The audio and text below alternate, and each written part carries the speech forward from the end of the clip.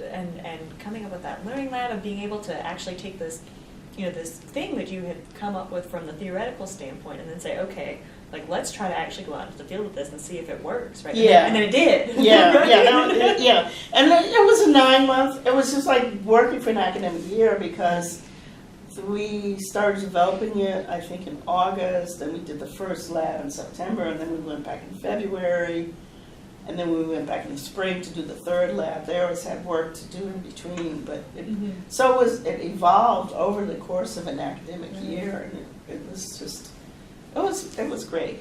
And to be able to see like the growth and the evolution in people's thinking around it and their practice. Well, and to see how people didn't grow in there. Yeah. Really, yeah, that was both, surprising. right?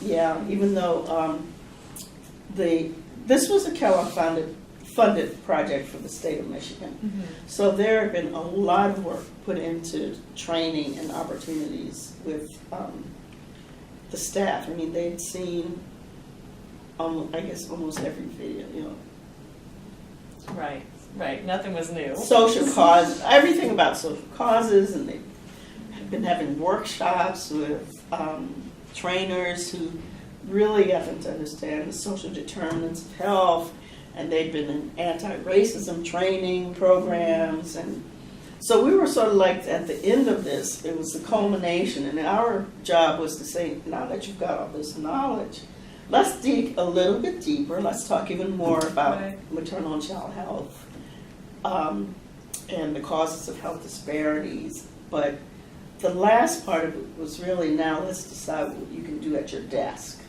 to make a change, to improve things. And in spite of all of that, one group got it. Right. One group came up with some really great ideas, and they were able to incorporate our 4P into their thinking and to come up with something that they could do programmatically that might change. And the other part of Michigan was that the commitment to looking at health disparities included looking at Native American population. So we worked very closely with people from the Intertribal Council to try to make sure that their issues were represented adequately, and they did some of the teaching, of practical stuff, and we spent a lot of time just trying to get people to understand. Well, I guess I was surprised. A lot of the people who work at the state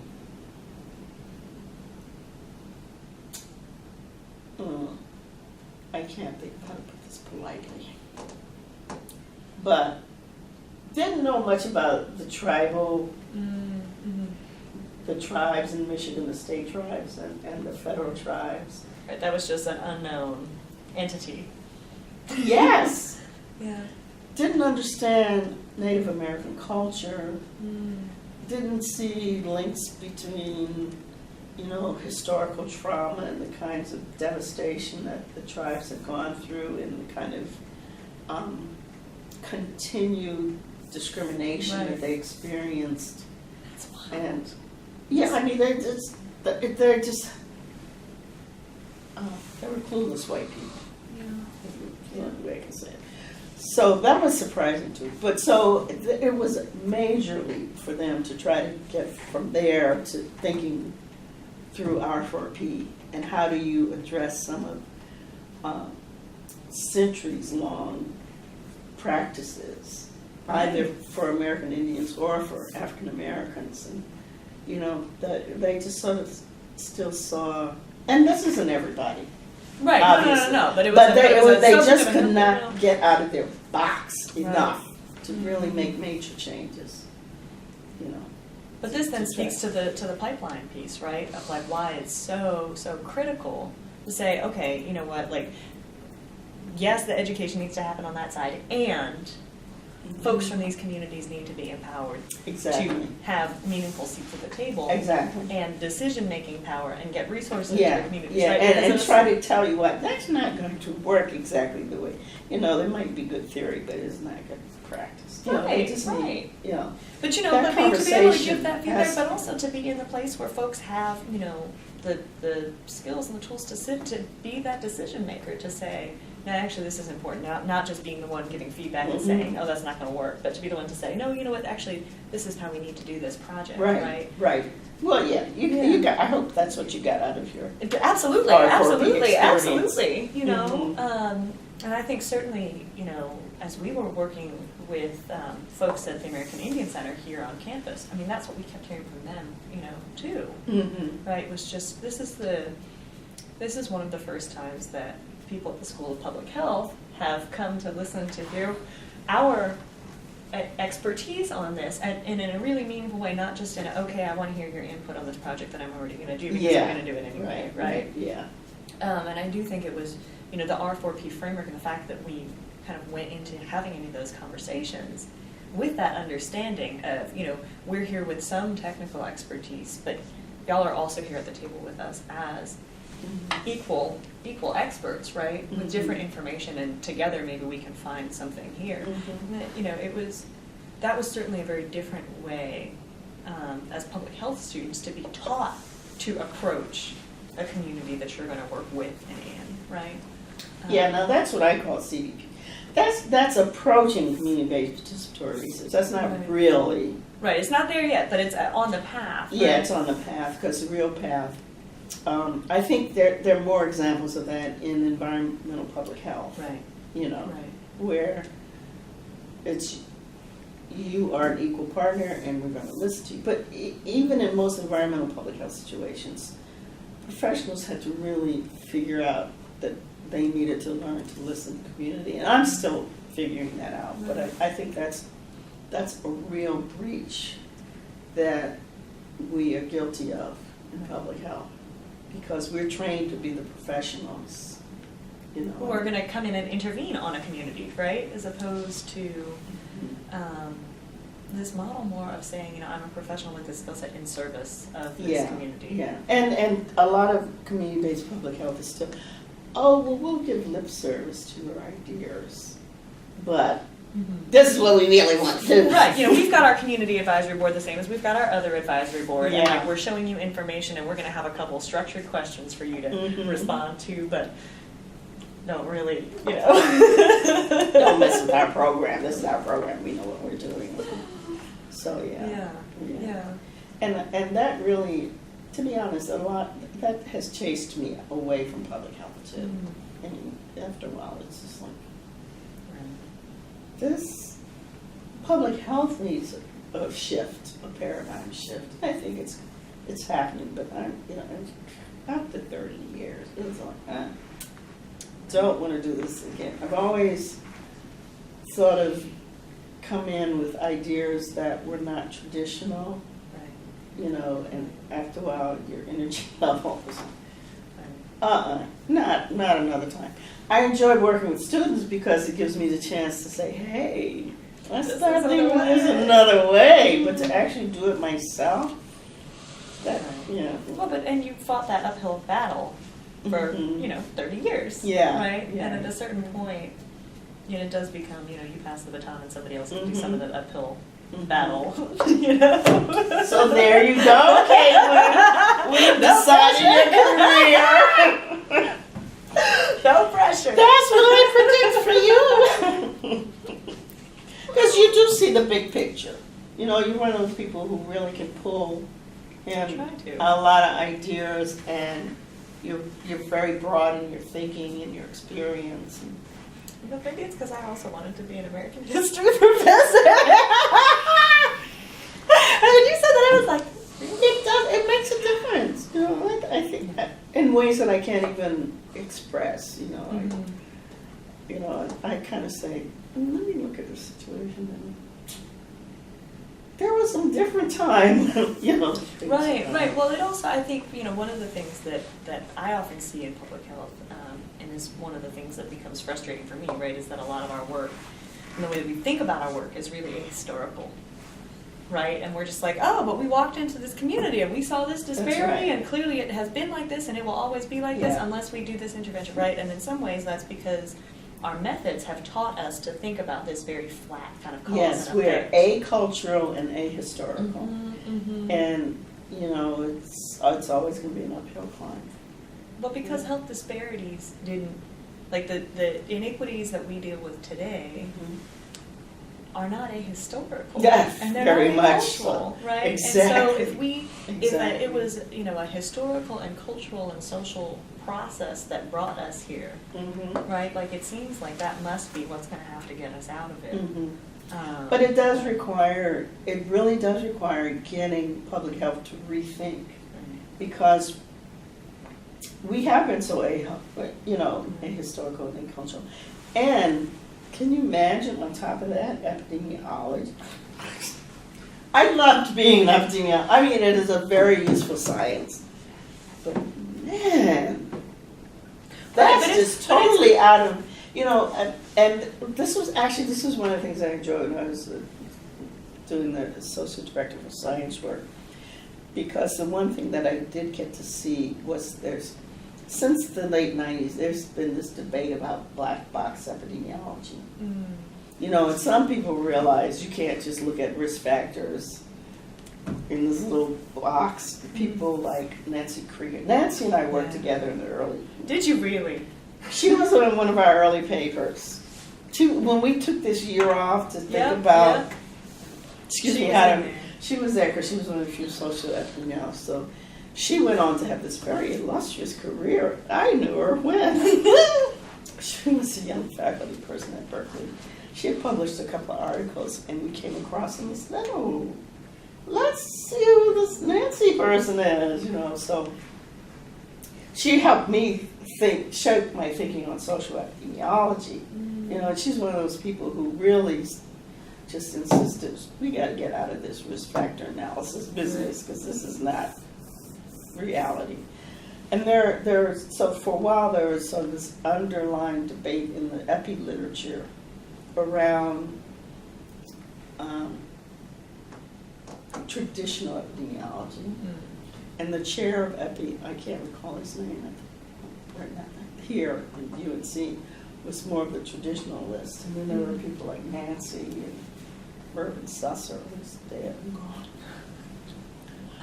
There are another group of academics who were thinking broadly and thinking about the social environment. It was kind of ironic because the chair of epi here, John Castle, who was chair in the 60s and 70s, was actually one of the first social epidemiologists.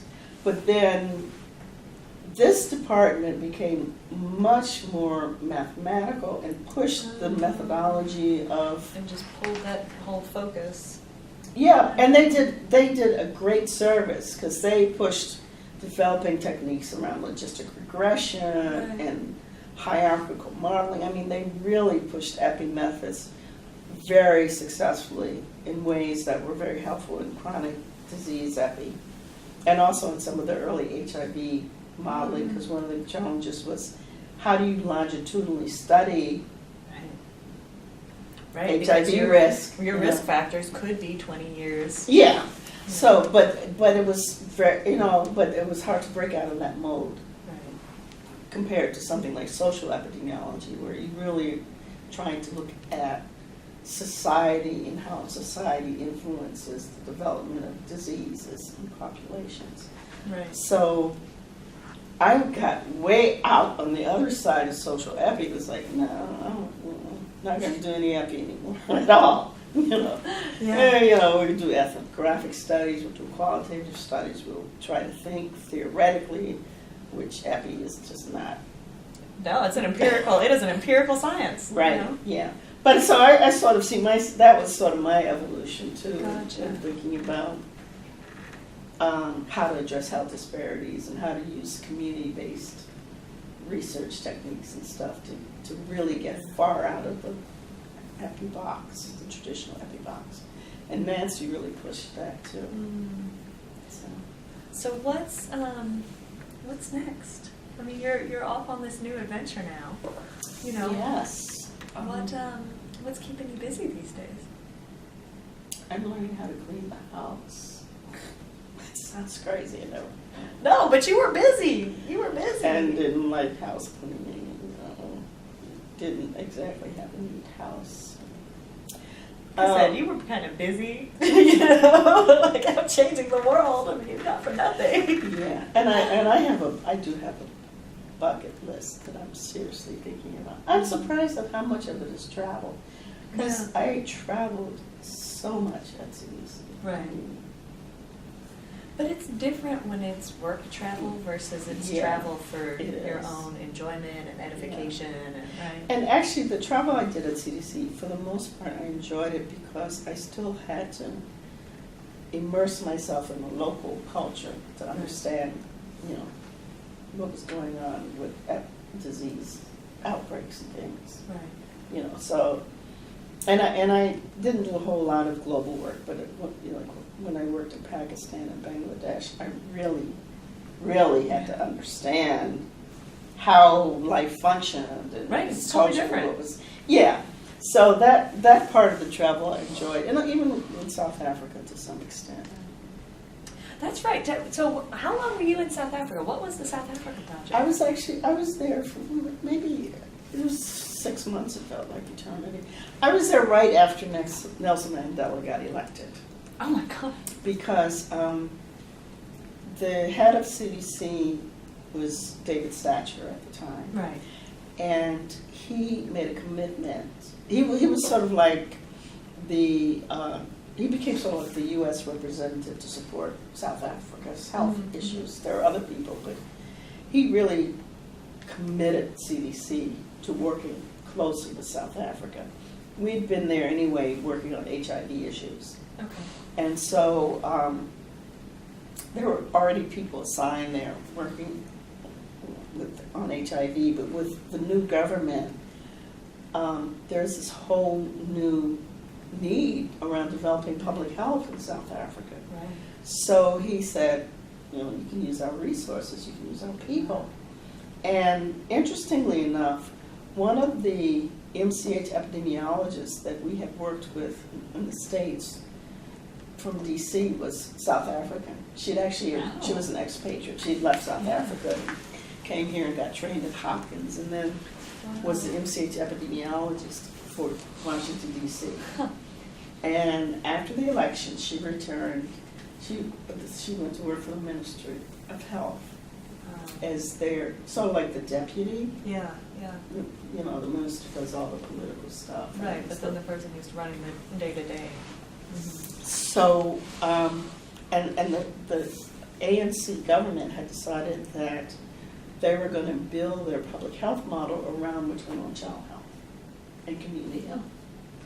So, and another interesting, the other person that we got to know when I was at Harvard was Alan Herman, who was this South African, black South African, which according to South Africa he was colored. But anyway, he was one of the few PhD level epidemiologists trained in the early 80s outside of the U.S. that we knew. And he did some of his training in the U.S. So we had gotten to know him, we were friendly with him, and he went back.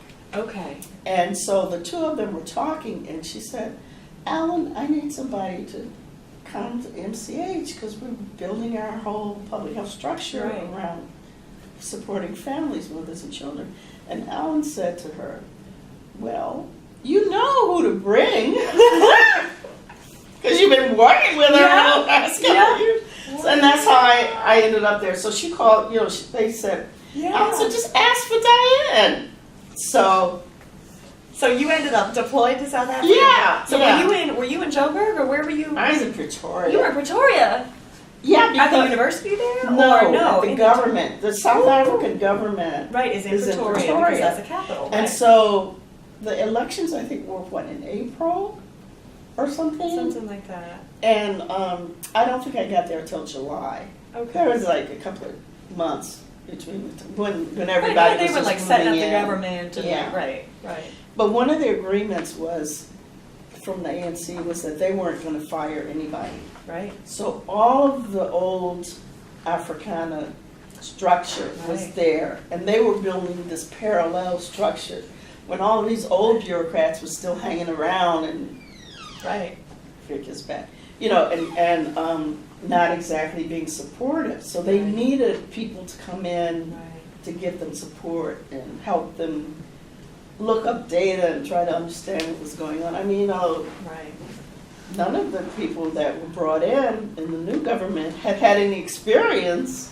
Right, because they weren't allowed to. Yeah, and they were, most of them were expatriates who were coming back in after being away for a long time. Wow. So I worked closely with sort of even just collecting information for them, and they developed a board to develop a lot of their ideas. Right. But they just need support. They needed people with skill with data and research and Right. providing information, because they had a lot of great ideas, but I was just sort of like there to help guide things along. Right, as this technical expert, right, to say, like, as Exactly. you're trying to, Yeah. build these systems. And what became amazing, I kind of knew it, but I didn't know, a lot of the early community public health model was built in South Africa. Their Really? primary care model was actually a community health primary care model that people like John Castle and Biggs here, so now I'm getting embarrassed because I can't remember who else, who brought the community public health model to the U.S. Jack from South Geiger. Jack Geiger. Geiger. Well, he went to South Africa. Yes, to study, right. but he studied under these South African public health people who basically got kicked out Right. because they didn't agree to live in an apartheid system, and they developed a primary health care model that was based on looking at community needs and working with community and building public health and health care based on community needs. So that really came from South Africa, that whole model, that whole way of thinking about that. So I got to help them reintroduce it into their thing. It was just wonderful, because I studied places like the Mississippi Delta Right. and some of the other places that had developed this primary care, these community health centers. And I just couldn't believe it. I said, oh my God, something good came. No,